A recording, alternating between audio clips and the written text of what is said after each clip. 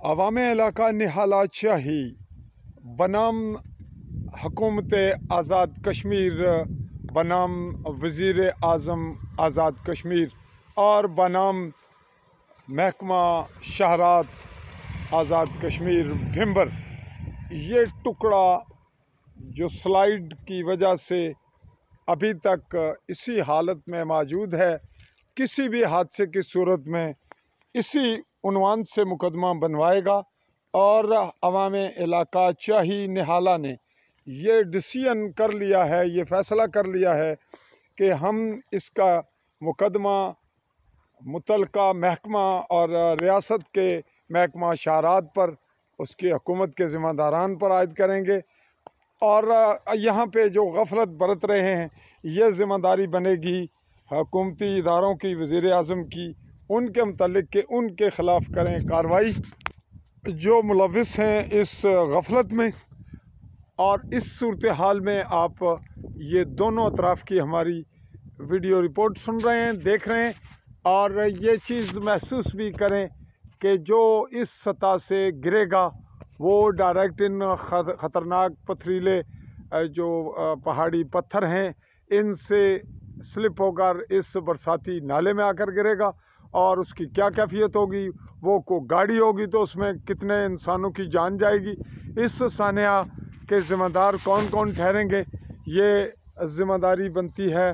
ریاست آزاد کشمیر نام سے جو ایک حکومت کا ڈھانچہ ہے اس پہ۔ اور میں آپ سے مخاطب آ رہا ہوں چودھری فضل الرحمان، پاکستانی زیر قبضہ جموں کشمیر کے آزاد کشمیر کہلائے جانے والے خطہ کے ضلع بھمبر کی تحصیل سمانی کے مضافاتی علاقہ، سرحدی علاقہ نہالہ شاہی کی روڈ سے، یہ کہتے ہوئے کہ عوام کے حقوق کا تحفظ کیا جائے۔ بارشیں شدید ہوئیں، سلائیڈ ہوئی، اور سلائیڈنگ بہت سی جگہ اسی حالت میں ہے۔ گزشتہ دنوں مجھے سرنڈا چکسواری سے واپسی پر اسلام گڑھ سے پہلے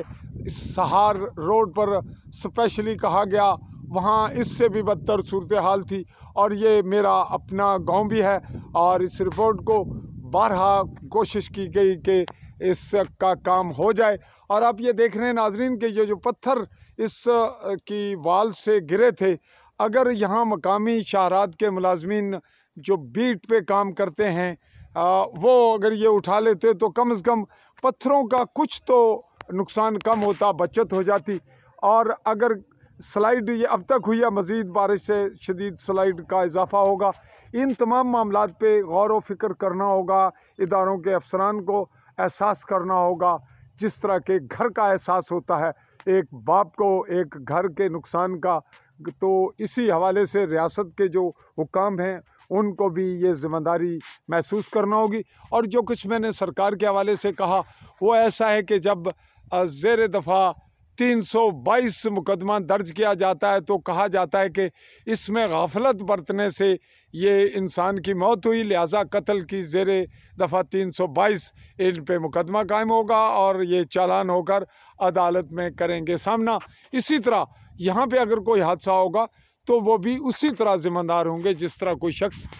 322 کے مقدمے کا سامنا کرتا ہے۔ اسی پہ عالی نیوز کے پلیٹ فارم سے میں آپ سے مخاطب رہا چودھری فضل الرحمان، اور چاہوں گا اجازت۔ اللہ حافظ۔